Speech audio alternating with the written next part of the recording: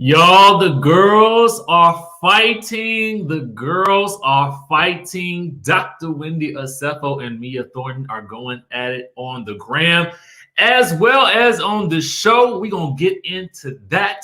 And Gizelle finally admitting that Jamal Bryant lives in the phone.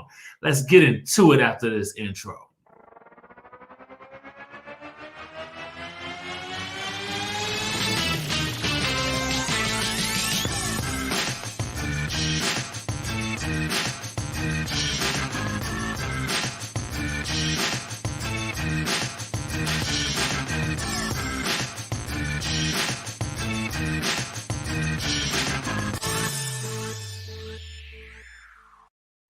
What's going on, Skye Squad? We are back in the His Night E. It's your boy DJRichieSkye, and I'm so glad to be back with you after my birthday shenanigans in Puerto Vallarta. I'm ready to get back into it, but I gotta tell you, your boy's feeling a little sick today. But we're gonna push through and give y'all all the energy and excitement that you deserve for this reunion. Well, excuse me, this review. Let me say that.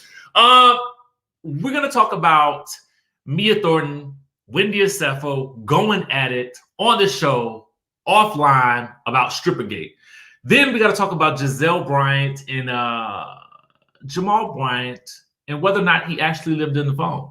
But before we get into that and the review of the episode, make sure you guys let us know where you guys are watching from. I see all my favorite people up in here. Thank you so much. Hey, come on. Minnie twerking the chair, NYC in the His Night.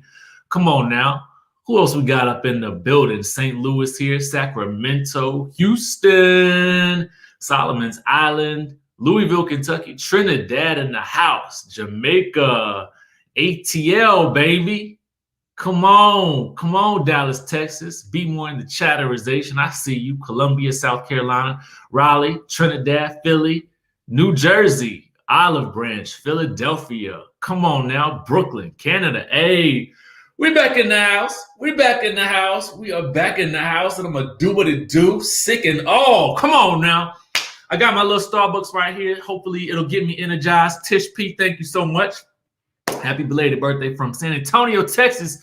Hope it was as awesome as you are. Tish, no, you are awesome. Thank you so much for that. My birthday was amazing. Now, I did do some vlog type stuff, so I'm going to try to put that together as well. Hopefully, that'll get out this week. But let's get into some things, and thank you for that super chat.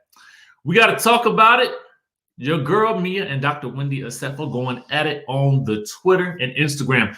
I don't know if y'all happened to catch this last night. It does coincide with some things that were discussed in the episode, and we are going to get into it, okay? But first things first, this is what Mia Thornton happened to post on Instagram last night. Now, Wendy was tweeting about the episode, and she had a couple of things to say about that good Mia Thornton. She says, first, you don't know your age. Then 24 hours, you go from her, meaning Gizelle, having a good heart to just a pretty face. Then you say you're a bartender when we all know you're a stripper. So many lies, but go off, sis. Whew. Let me tell you, okay? Taekwon says, I give this episode a 10. I really thought I wouldn't like this season without Monique, but Mia is coming through. Happy birthday, boo. Thank you so much for that. You know, I love that Mia just gets right into it. She ain't got no problem getting into it. So she posted that, and the caption says, whoo, child, bothered much? Strippers have way more fun than slithers. Just saying. Natural hair flip. But wait a minute, because Dr. Wendy Osefo, not to be outdone, commented on the post herself. She says, let me slither on through then. No one shamed you for being a stripper. I'm calling you out for being a liar. So then Mia chimed back in and says, y'all like how she needed to politically correct herself at T-Pain, okay? Because here's what was happening. Just for those of you guys who may be not clued into this, when Mia posted this, she also posted a lot of people dragging Wendy Osefo for stripper shaming. Oh, yes. Stripper shaming is a thing. And Mia wasn't having it, and neither were the people who were commenting. So that's why Wendy came back in and chimed right back in. Now, what do you guys think? Do you guys agree with Dr. Wendy Osefo, or do you side with your girl Mia Thornton? Regardless, honestly, I'm here for the beef. It's giving me lighthearted so far, but there was one moment where I was like, ooh, things could get a little too out of hand, okay? And we're just gonna post a couple of your comments here. Personally, I feel like, listen, if you was a stripper and you made that guap, okay, and you made that guap, it ain't nothing to be ashamed of. Thank you, To Be Black Native, for the super chat and the birthday wishes from Phoenix. Love you, boo. You know, and it's interesting because I kind of felt like, you know, they're kind of coming hard at Mia about a couple of things.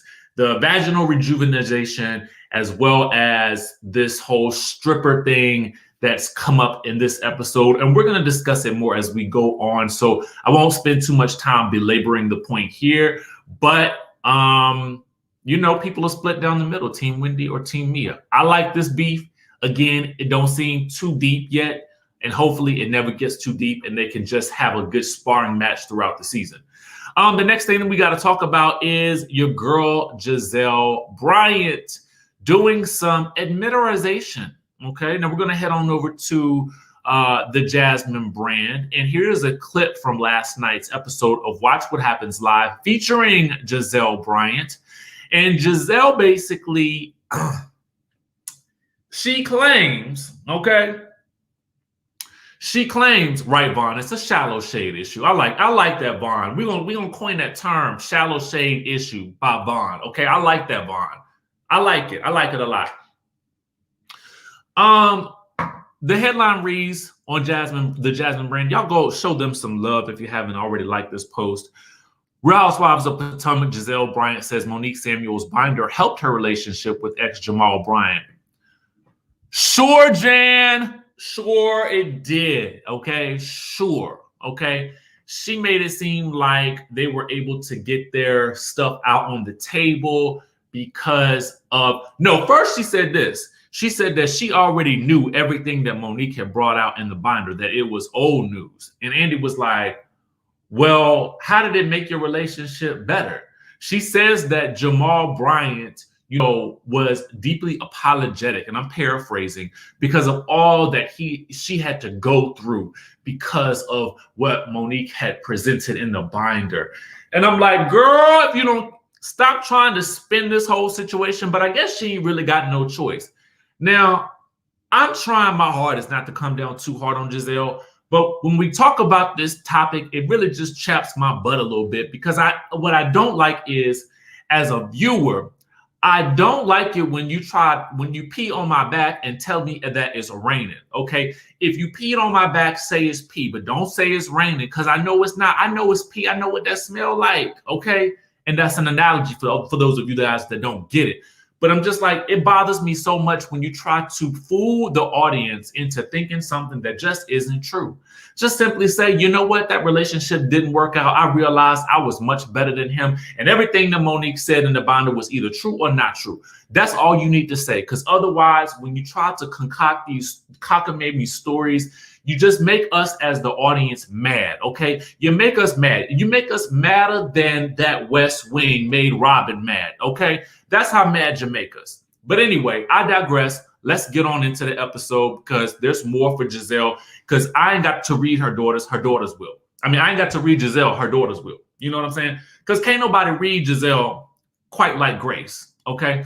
But we're going to talk about it. We're going to talk about it. We're going to talk about it. Meanwhile, on a scale of 1 to 10, let me know what you guys would rate this episode.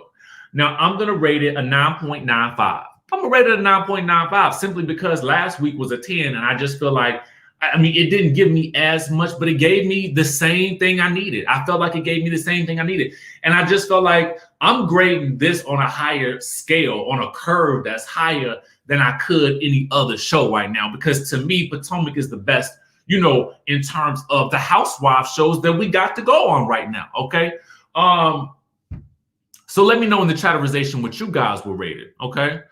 We got 10, 9, 10, solid 8. Come on, 8. Come on. 9. I see y'all. 10. Loved every second of it. Come on now. 10. Team Gizelle all the way. Ow. 10. It was greatly improved. 9. I see y'all. It is the best. They are bringing it. Yes. I see y'all.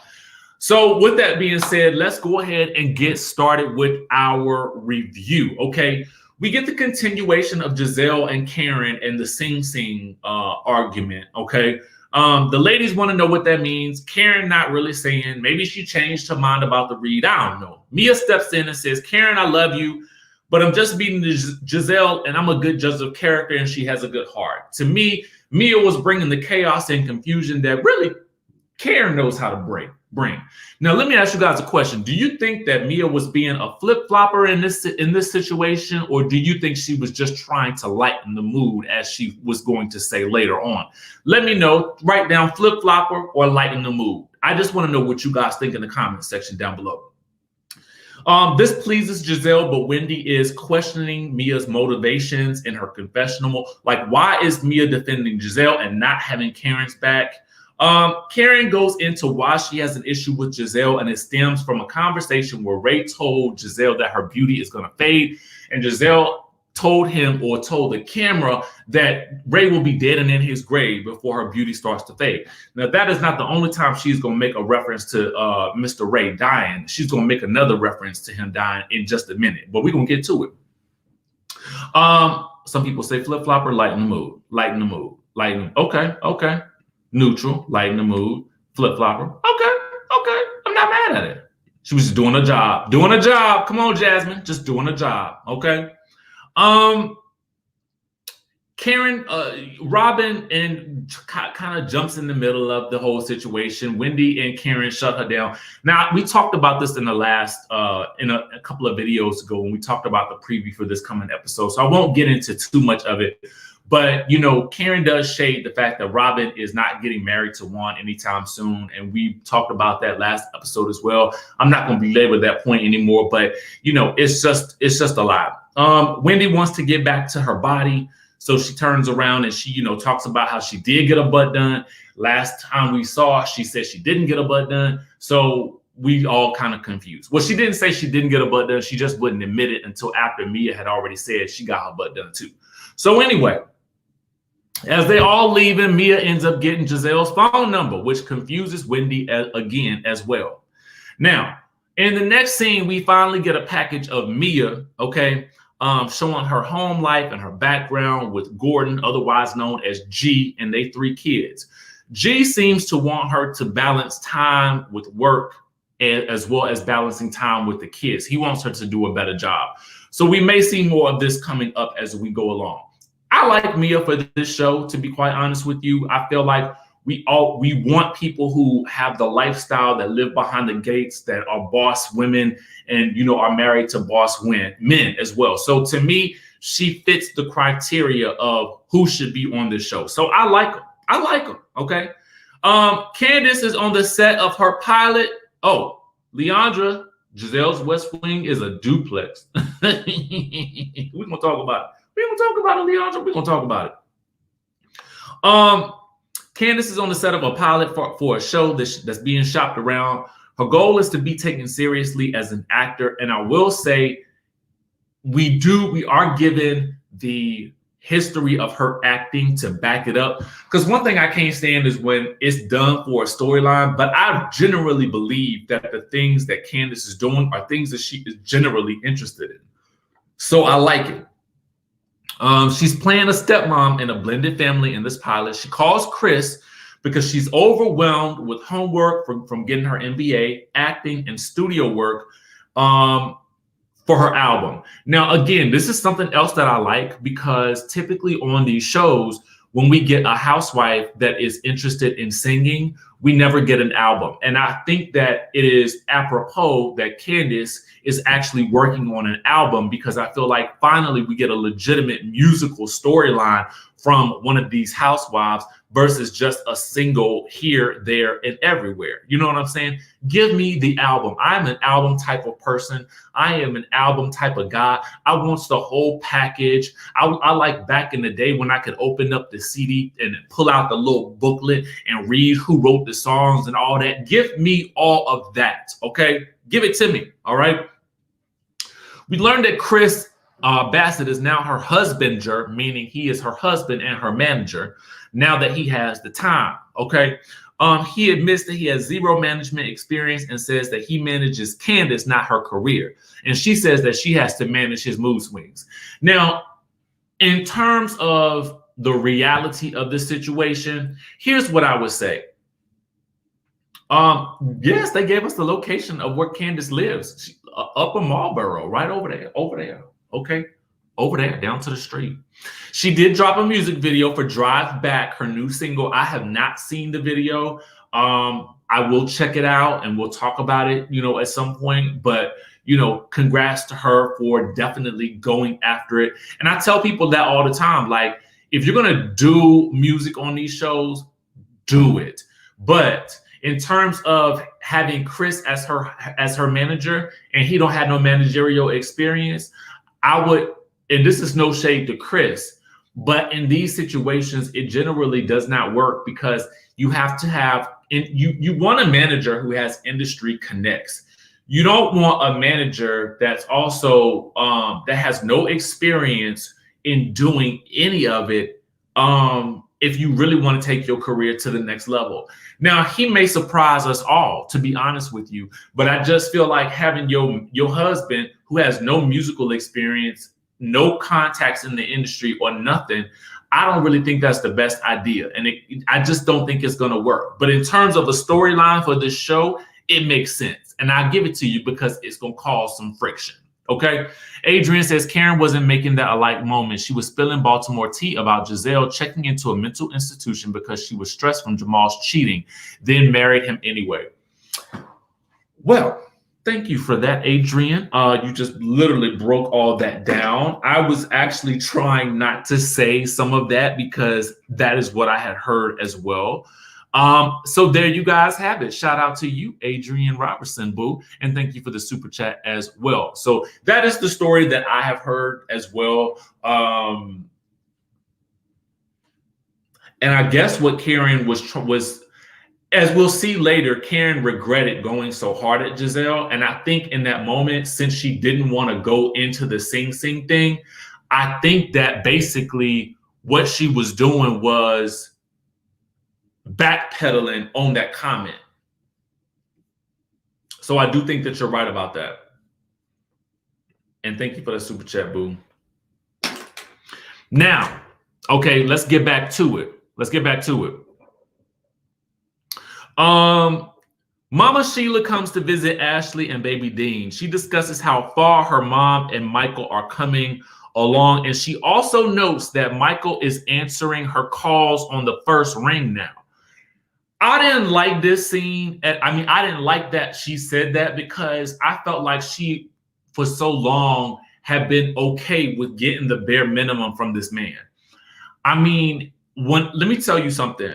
If I call Bae, if you call Bae, it should be it should just be a given that Bae is gonna answer on that first or second ring. You shouldn't even have to worry about that. And she should not either. Not to mention, she also has a kid at home and she is pregnant. He should definitely be answering those calls on the first ring. So what you getting in this moment, basically, Ashley, is the bare minimum, right?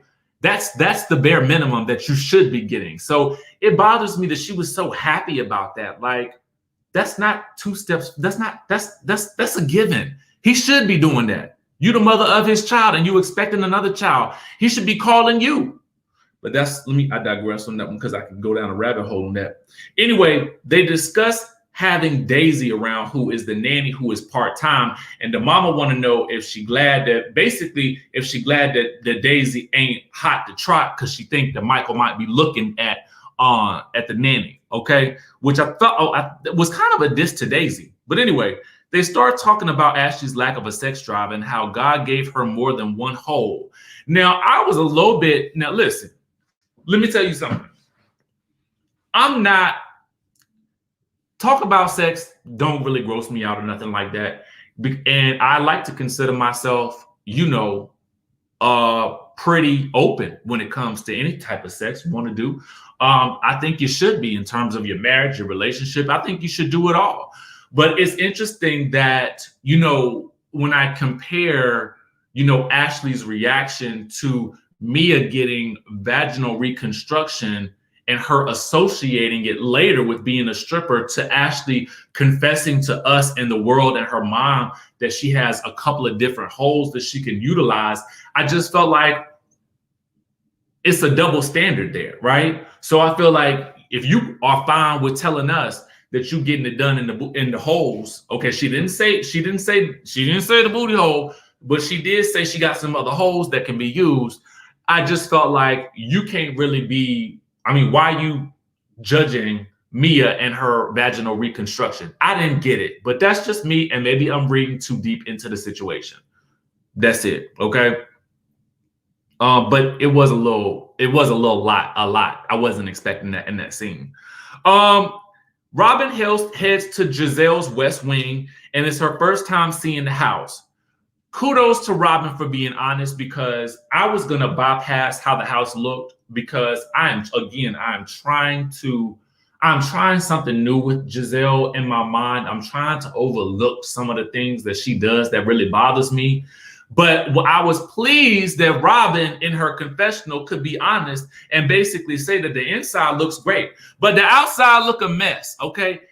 Let me tell y'all something. That West Wing looked like house A and house B. It don't look like they go together at all. It don't make no sense when you look at it. And Robin, who is building her own home, she should know, because she was also doing the home flipperization. And it just pleased my spirit to know that she could finally have a moment of honesty about something that her best friend was doing. Let me tell you something. That West Wing, it don't look like it fit on that house in not one way, shape, or form, okay? I was just like, no, start over. Start all the way over on this West Wing. And let's maybe not call it the West Wing, because it just looked like an add-on trailer or something. I don't know. Anyway, I digress, because, again, I'm trying something new, okay? They talk about her christening her Versace duvet, okay, Gizelle's, and she admits that Jamal does in fact live in the phone. Okay, so Karen Huger was right in that moment when she said that Jamal lives in the phone. And it was interesting to me that she would actually admit that on national television, especially because Karen is the one who actually said it. So to celebrate that moment, you know, Karen Huger took to that good Instagram and asked, well, what did I lie about again? Hashtag, and she tagged Gizelle Bryant. And basically, she showed the clip of her saying last season that Jamal lives in the phone to this season with Gizelle saying that Jamal lives in the phone. And I just thought this was such a lovely callback. Anyway, I will say that I did like Gizelle's closet. Okay. I did like Gizelle's closet. So I'll give her that. I like Gizelle's closet a lot. Okay. I don't necessarily know if I like all the clothes in it, but I ain't got to wear them. Okay. Anyway. Robin says that she never really felt like Jamal and Gizelle were ever really that madly and deeply in love. And the producer's like, really? Really? You're not backing up that whole story? And Robin kind of talks around it a little bit, you know, or whatnot. And I was just like, very, very interesting. If Robin came at the show from this angle more often, I really think that she would be more beloved by more people, because I don't dislike Robin. I think that I just want Robin to stand on her own. Okay. And in this moment, I was pleased because she was giving us honest feedback and I liked it. They called to check on Candace and tell her about Wendy's new boobs and her new butt. And I was thinking to myself, well, why didn't Candace already know this? Because Wendy was introduced to us by Candace. So I would have thought that they were much better friends than that. That Wendy would have been like, hey, girl, I got my booty done and my boobs done. I want you to see them first. I mean, to me, it seems like that's what would have happened. But Candace seemed surprised, unless she was just acting because she already knew about it, you know, because she is studying to be an actor. But I was wondering about that, and I wondered if anybody else caught that as well. Anyway,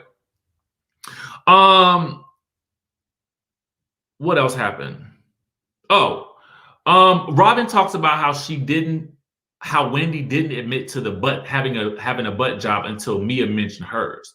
They also talk about how much they know about Mia, and then they talked about the argument with Karen and Gizelle. Candace is like, "Girl, I gotta go. I'm on a Zoom class. I can't be kikiing with y'all." Gizelle and Robin then discuss Karen's accusations, and Gizelle is still mad at Karen and wants an apology because Karen was coming at her family. Okay, girl. And then Robin is upset about Karen's comments about Juan. Gizelle says that Karen and Ray can't even afford to buy a house like Robin and Juan, and that Ray will die before they can ever buy a house. Okay. Now, I didn't like that. Now, I know Ray is a bit more on the experience side, okay, in terms of age. All right. I hate saying the word old because I know it don't make people feel good. So I try to say the word, experience. I know Ray is on the more experienced side, but I just don't like these references to him dying. It just don't really sound too good to me in my spirit. And I don't know why. Anyway, Living Life with Lily says, I agree. I think Robin gonna be a breakout star this season because that contract hanging on by a thread. She got to secure the bag. She got to secure the bag and them hats, okay? Has anybody heard or seen the hats yet? You know what? Let me check. Hold on. Embellished.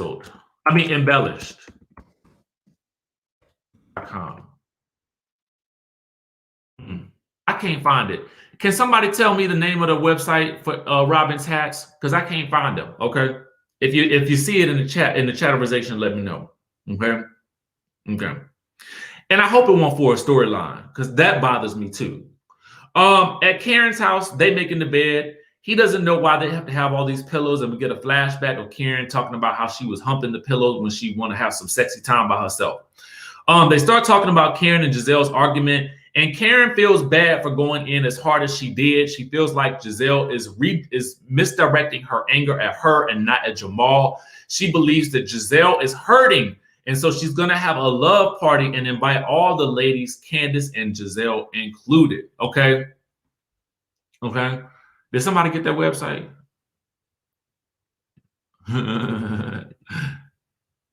Because I would buy a hat. I would buy it right now. Okay, anyway. Over at Wendy and Eddie's house, Wendy and her mom and her sister come to visit, and they are eating some extra spicy Nigerian food. And I just want to try it, but the spices they burn my stomach. And y'all know what they say: goes in hot, comes out hotter. Okay, so but it looked good to me though. It did look good.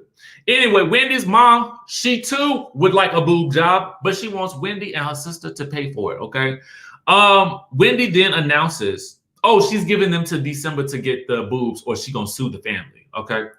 I loved it. Wendy announces that she's going to start her own home essential lines. Own Ye Home Essentials. She's developed the product but hasn't done any of the business side. Apparently, it's a candle line, and it's going to be more than that. So maybe we'll get some sheets and bedding and stuff like that. The candle looked nice. I like a black candle. You know what I'm saying? I felt like it was cute or whatever, but it just seemed so, I don't know, out the blue. And in my mind, I was hoping that it's not just for a storyline, a product having, you'd have it for a storyline.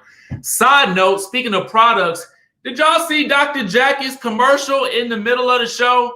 I was like, how's she gonna, it ain't even Married to Medicine. Dr. Jackie got a whole nother commercial, okay? Another one in another show. I was like, come on, Dr. Jackie, come on now. Anyway, Wendy's mom says she supports her in her candle business. Eddie, on the other hand, is looking like, I don't know.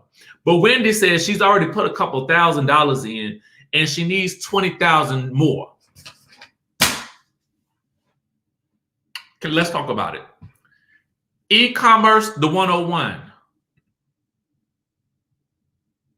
That's it? Okay. Let me look at it. Speaking of e-commerce, embellished. What is it again? Embellished.shop. Okay, let's see. Oh, the website is back. Okay. Okay, the website is back.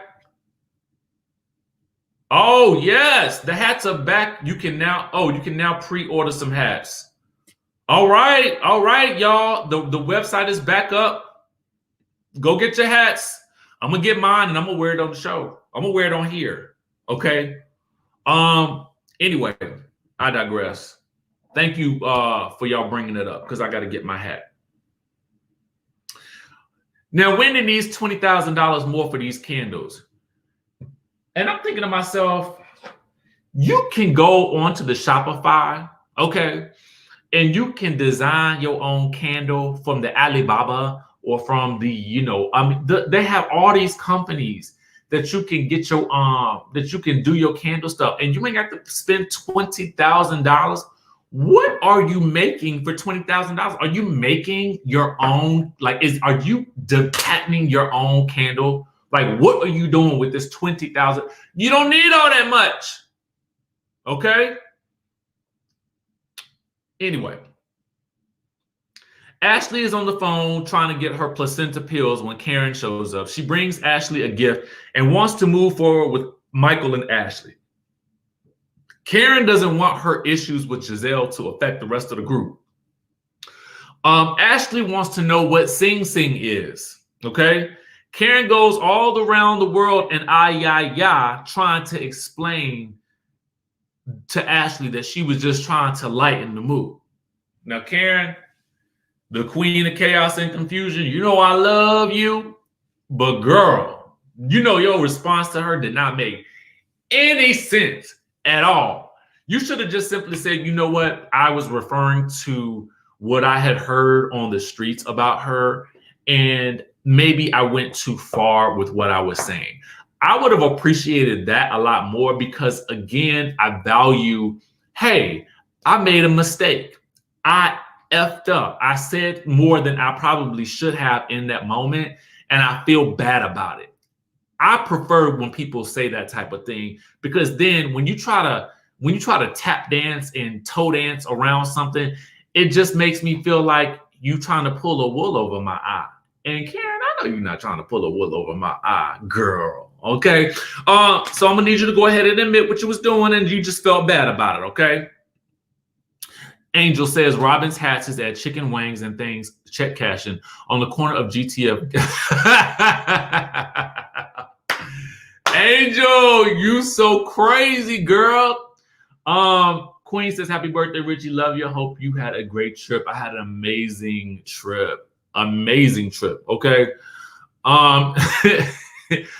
Auntie Tanya says Karen was trying to hustle backwards. Okay, come on now, hustle backwards. Okay.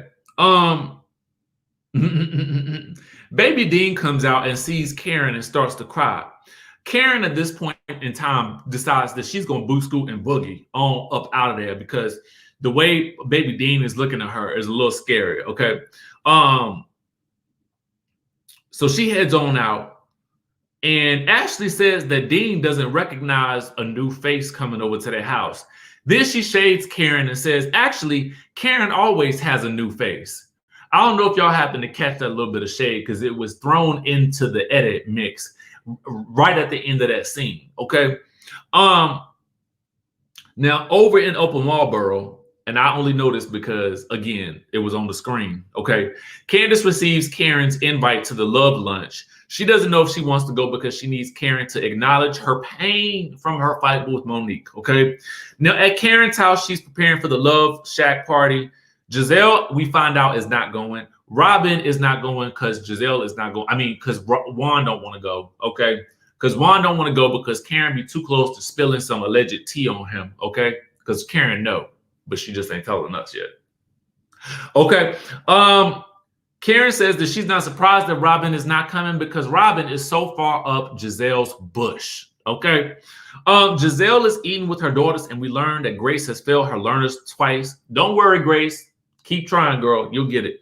She starts talking to them about who and who not to date. She gives them a story about dating a gang member and tells them to stay away from rappers and athletes. They might want to stay away from preachers too, but nobody asked me. Okay, so they try to educate. So at this point in time, they turn the tables on her because they're trying to educate her about all of her bad relationships. And they basically say that. They kind of read her down to the ground about how she is not expressive enough in relationships. She doesn't know how to communicate in relationships, and she really don't know how to pick a man. And there's really nothing much more to say about that because they hit it on the head. I don't know what in the world happened, but she raised the smartest girls I have ever seen. Okay. Mia and Gordon arrive at Karen's. Wendy and Eddie arrive. Wendy asks Rob if Robin is coming. Mia asks about Gizelle. Now, Karen says that Gizelle is not coming, and Mia says, well, this is a couples thing, because you know Gizelle is not in a relationship. Karen is happy that Candace is coming, and Ashley arrives solo because Michael say, I'm not being around them folk, okay? They start to eat. Candace and Chris arrives. She's hesitant about how Karen and she can move forward, but they have a nice little moment at the door, okay, and decide to have lunch later to have a one-on-one ponderosa about their issues, which is smart, okay? They start talking about Ashley giving birth. Mia says she's had 3 scheduled cesareans. Wendy then throws in a jab by asking how old Mia is again. Mia claps back and says that she had to go back and look at her license in order to tell her how old she is. Ashley wants to know then why Mia had the coochie surgery then. And Mia says, because Ashley's reasoning was, if you had 3 C-sections, then why would you need your cooch rejuvenated, okay? And Mia says that she did it because she and G get it in a little bit too much, okay? TMI, okay? Now, Candace brings up the scuffle between Karen and Gizelle at Wendy's party, but Karen don't want to talk about it, okay? Mia says that Karen is a real boss. And so Wendy ears perk up and she's like, oh no, I'm on to you, girl. I'm on to you. She brings up how Mia was defending Gizelle, and Mia says that she meshed well with Gizelle until she found out Gizelle wished death on Ray, and then she reevaluated, okay? Karen tells Candace the story about Ray and Gizelle and why she upset with Gizelle about that. But Wendy is on Mia like white on rice. So she says, so now you don't think Gizelle has good character? And Mia's like, well, no, she's just I just think she's like a pretty face. But Wendy is not done yet. She says, but you also took her number after that. So which is it, girl? Mia says she was trying to lighten the air, which is what Wendy should have done since it was her home. Now, I'm going to look at this a couple of ways. From Wendy's perspective, Mia is looking like a flip-flopper, okay? I'm sure from Mia's perception, Mia is playing the smart role and trying to get to know everybody because that's how you stay on the show, okay? So in my mind, I understand where Wendy's coming from, but I also understand where Mia's coming from. You got to make your mark with every single person on the show in order to remain on the show, okay? So she's doing her part, but it does look confusing. And I'm here for a little confusion, okay? Ashley chimes in to Wendy's defense because she don't understand it either. She feels like Mia should have had Karen's back against Gizelle. Mia doesn't understand why everybody else is so upset except Karen. And Wendy tells her she could understand if she would just listen to what they had to say. Okay. What else happened? I'm sorry, I lost my place in my notes. Okay. So Mia and Wendy get all the way into it about who's not going to do what to whom. And then Wendy says, you need to get your hands up out of my face. And Mia says, well, it's in your face. So what you going to do about it? Okay. Now, let me tell y'all something. On this show, y'all, you got to watch your hands. Okay. You have got to watch your hands. Tammy Roman always said, when his hands get to going, I might have to be on the defense. Okay. So Mia, the hand situation, it leads to a bad situation. Okay, it leads to a bad situation. But I wasn't mad at it because I like that Mia could not be punked down. So I did like that, and I felt like she knew that Wendy won't gonna really do anything about it. But you got to be prepared. Okay, you got to be prepared. So if you say something like that and Wendy decide to pop off, all I'm gonna say is she told you to get your hands off your face. Okay, that's it. That's it. That's it. But I love the banter between Mia and Wendy because I feel like it's for some reason it excites me. Okay, it excites me. Wendy then basically says that, you know, Mia is rude and she's not about to get into it with her because she is now Zen Wendy. Okay, she is Zen Wendy. Mia feels like Wendy is insecure and it has nothing to do with her. Now, we are about to get into an actual element of insecurity and we got to talk about it with Wendy, but I want to know what you guys think about it. So we get to the game time and they play in a game of Happily Married. Ashley is the MC since Michael ain't coming. Okay. We have 4 teams: Igbo Pride, We Came from Jesus, Thorntons, and House of Huger. Question 1 is, what is his favorite position? What is the man's favorite position? Candace and Chris say her on top. Me and Gia say missionary position. Mia's like, and Wendy is like missionary, like she was expecting something more exciting from that good Mia. Okay. Wendy and Eddie say doggy style. Okay. Now they have a couple more questions. Here's the most important question because this was the messiest question. Oh, thank you for the super chat, boo. Appreciate that. Appreciate you. Okay. The messy question is, if your husband was attracted to one other lady in the friend group, who would it be? Now, in real life, the correct answer is no one. It is, I am not going to answer this question. It is none of the above. Okay. That's the correct answer. But because it's a show, we need the show answers. Okay. So, Ashley then says she's so glad that Michael isn't here. Okay. I am so glad Michael Darby is not here. She says, Lordy. And girl, you should be, because ain't no telling what he would say, okay? Because I know Michael will give us an answer, and it will probably be real too. You know what I'm saying? Anyway, Eddie initially says not applicable. So what happens next after he says that is Wendy says this. She says, well, you need to make sure that it doesn't read like something else. And Eddie says, what would that read like? And Wendy says, that looks like Mia. So basically, where's the pen at? Basically, I'm gonna write it in the chat. This is how I think he was typing in not applicable. I'll let if you see it in the chat. N/A. So she was thinking that Wendy was thinking that N/A looked like Mia and not applicable. Okay, so she was not feeling that at all. Okay, let me know if you see it in the chat. I'm gonna write it again. I had to pause this several times before I could actually understand what she was talking about. Okay, so it seems like Mia notices that conversation.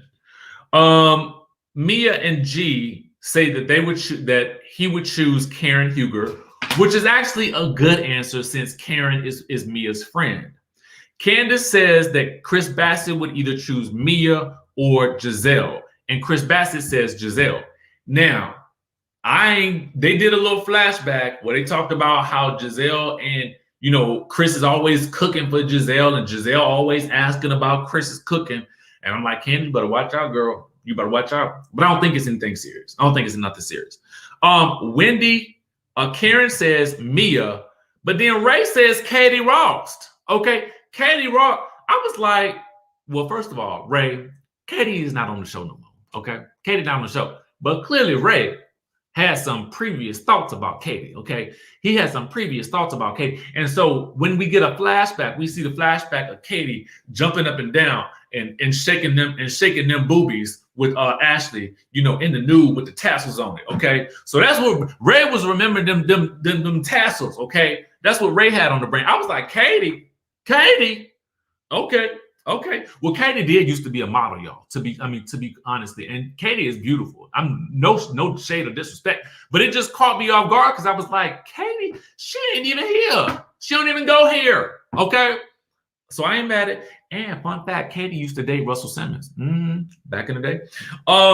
Meanwhile, Wendy and Eddie say none, okay? They say none. Now, Mia in her confessional says lies. I think that Wendy has programmed Eddie to be Team Wendy because she is insecure. Now, I don't know about whether or not she's insecure, but I will let you know this, okay? And chime down in the chatterization if you think that she is insecure. But what I will say is that Mia was correct in that Wendy has programmed Eddie to be Team Wendy. Now, quiet as it's kept, I'm not mad at it because I feel like as a husband and a wife team, you got to be a team, okay? Ain't nothing wrong with that. But in her assessment of Wendy in that moment, Wendy did give him instruction about what to write down and what it should not look like, and that it shouldn't look so close to what Mia's name is. So I was like, oh, now this is an interesting observation. But again, the devil was in the details because I had to literally pause and go through this scene with a fine-tooth Afro pick, okay? I had to go through it like that because I was like, you know, what's the side conversation that y'all talking about? And I got it. Boom, okay? They get into the next question is, where did you meet your spouse? Gia and Mia, we learned, met at the strip club. So everybody asked who was stripping. And G says that Wendy was bartending. So this goes back to our earlier topic of conversation. Like, let me tell you how we're going to bring it all the way back. Okay, we're going to bring it all the way back. So when Wendy says this, first you don't know your age, then within 24 hours you go from her having a good heart to just a pretty face. Then you say you're a bartender when we all know you're a stripper. So many lies, but go off, sis. So this gets everybody into a tizzy, wondering if Mia was indeed a stripper. So Ashley surmises that Mia was a stripper, and that's why she needed to have vaginal reconstruction, because apparently strippers have to make it clap on stage. Now, I don't know about it, but I don't know if being a stripper would lead to you having to have vaginal rejuvenation unless you just pounding the cooter on the pole. Like, you got to be pounding that cooter, like just pounding it and throwing it and just whipping it up on the pole. Like, I mean, like it's like, I just can't see it though. And I done been to some strip clubs, okay? I done been to some strip clubs, so I know. But I also know that ain't nothing wrong with being a stripper too. I'm just saying I couldn't understand why Ashley was equating the vaginal rejuvenation with being a stripper. It's not like she was being a prostitute or something like that. So I just didn't get that, but whatever. To be quite honest with you, and I feel like I don't like the fact that it did kind of feel a little bit like stripper shaming, because at the end of the day, I feel like I like a stripper. I say, get your money, make it pop, make it work, do what you got to do, because it's hard out there in this world. So if that's how you made your money, go for it. And I do feel like Mia is honest enough to say what it is that she did or she did not do. So for me, I feel like ain't nothing wrong with being a stripper. Make your money. I'm not the type of person that ever shames anybody for those types of things, for your occupation. Because if that's something that you did, that's what you did. Okay.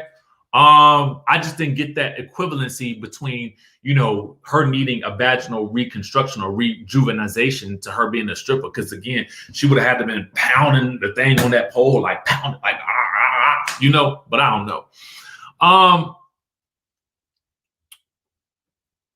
So you saying the pole can beat it up too? I don't know. I mean, you got to be hitting the pole kind of hard, right? But thank you for the super chat. I don't know. Yeah, there is nothing wrong with being a stripper. Stop it. Well, you know I got to be PC on the internets, okay? Anyway, so then Karen also wonders if Mia was a stripper, and Candace says if Mia was a bartender, then she was a white man. So clearly she don't believe that Mia was a bartender either. So here we have the Real Housewives of Potomac stripper gate. Okay, that's what I'm calling it right now. And just for anybody that's curious, your girl Mia did do a follow-up post, which I will not place on the YouTube, okay? But it is a follow-up post wherein she says, the freedom to be yourself is a gift only you can give yourself. Plus, once you do, no one can take it away. She says, authentically me, hashtag wild and free, retired since 2008. Okay? So Mia puts it out there, and I like that. I do. I like that. But I like Wendy too. I like her. That's this episode of the Real Housewives of Potomac. We went through it a little longer than I expected to, but we had to get through all of our points. Let me ask y'all a question. I'm either going to do, I think my next video is going to be Real Housewives of Atlanta casting changes, because that's popping off right at this moment. And I'm going to need to do Married to Medicine tomorrow.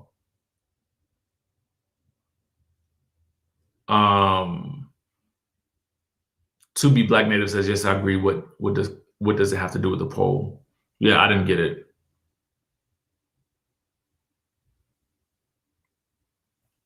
So that's what we have there. And thank you for that super chat. So with that being said, guys, I'm about to hop up off of here. Give me about 30 more minutes and I will have you guys either the Atlanta casting updates or Married to Medicine. I will get on Love and Marriage Huntsville, the Encore, once I have time. I literally just got back last night about 2 a.m.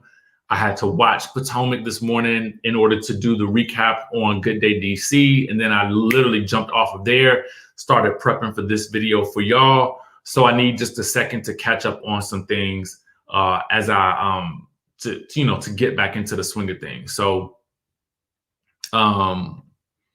we're definitely going to get to Love and Marriage Huntsville as soon as I have time to watch it, because I ain't had time to watch nothing. So once I do, we own it, boo. We own it. We own it like popcorn, okay? With that being said, listen, if you haven't subscribed to the channel, please go ahead and do so. Make sure you guys hit that notification bell button, and then I will get to Married to Medicine tomorrow and Real Housewives of Atlanta today, I think, but we'll see. I just need a minute to sort of figure out which is better, all right? I will catch you guys in the next video.